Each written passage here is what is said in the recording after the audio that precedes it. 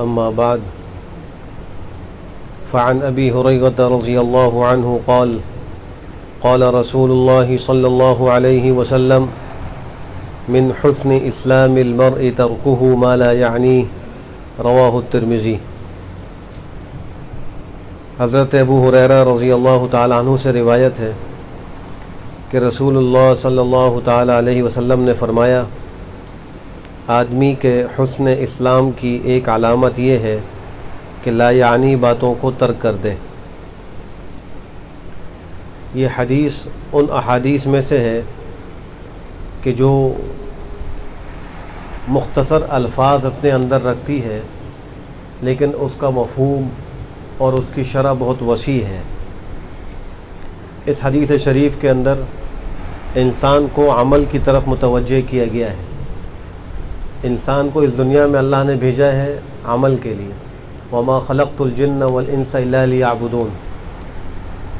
ہر وہ کام جو انسان کو دنیا یا آخرت کے اعتبار سے مفید ہو، شریعت کی حدود میں رہتے ہوئے اس کو کرنے کا حکم دیا گیا ہے۔ اس حدیث میں یہ نہیں کہا گیا کہ وہ گناہوں کو چھوڑ دے، بلکہ ایک قدم آگے بڑھ کر کہا کہ لا یعنی کو چھوڑ دے۔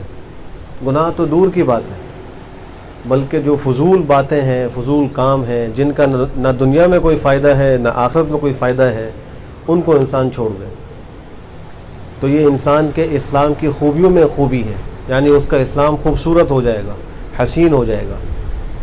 صحاح ستہ کے نام سے بہت سے لوگ کتابیں حدیث کی بڑی مشہور ہیں، ان میں ایک کتاب ہے ابو داود شریف۔ امام ابو داود رحمہ اللہ نے فرمایا کہ میں نے 5 لاکھ احادیث لکھی ہیں۔ ان 5 لاکھ احادیث میں سے 4800 احادیث انہوں نے اپنی کتاب سنن ابی داود کے اندر درج فرمائی ہیں۔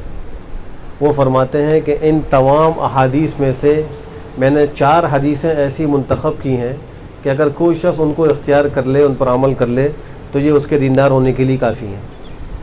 ان میں پہلی حدیث ہے انما الاعمال بالنیات، کہ اعمال کا دار و مدار نیت پر ہے۔ اگر نیت ٹھیک ہوگی تو عمل اللہ کے ہاں مقبول ہے، اور نیت ٹھیک نہیں ہوگی تو عمل مقبول نہیں۔ چھوٹا عمل ہو یا بڑا ہو، نیت کا ٹھیک ہونا ضروری ہے۔ دوسری حدیث فرمائی کہ لا یؤمن احدکم حتی یرضی لاخیہ ما یحب لنفسہ، کوئی شخص کامل مومن اس وقت تک نہیں ہو سکتا جب تک وہ اپنے بھائی کے لیے اس بات پر راضی نہ ہو جس پر وہ اپنی ذات کے لیے راضی ہوتا ہے۔ جو اپنے لیے پسند کرتا ہے، وہ جب تک اپنے بھائی کے لیے پسند نہ کرے، اس وقت تک ایمان کامل نہیں ہوگا۔ اور تیسری روایت فرمائی کہ الحلال بین والحرام بین وبینہما امور مشتبہات، کہ حلال بھی بالکل واضح ہے، حرام بھی بالکل واضح ہے، ان دونوں کے درمیان میں کچھ امور ہیں جو شک و شبہ والے ہیں۔ جو آدمی اپنی عزت کو، اپنے دین کو ان مشتبہات سے بھی بچائے گا تو گویا اس نے اپنے دین کی حفاظت کر لی۔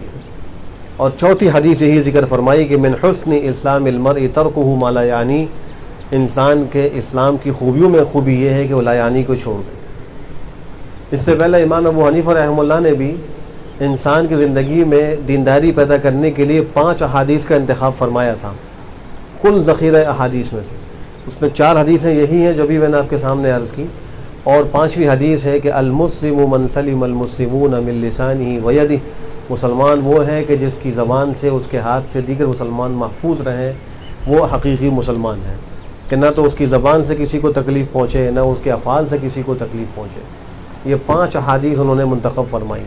محدثین کرام کا امت پر یہ بہت بڑا احسان ہے کہ لاکھوں احادیث کے ذخیرے میں سے چند احادیث منتخب کر کے پیش کر دی۔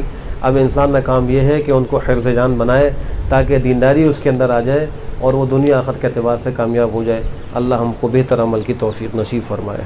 الحمدللہ رب العالمین والصلاۃ والسلام یا رب العالمین۔ اللہم انک عفو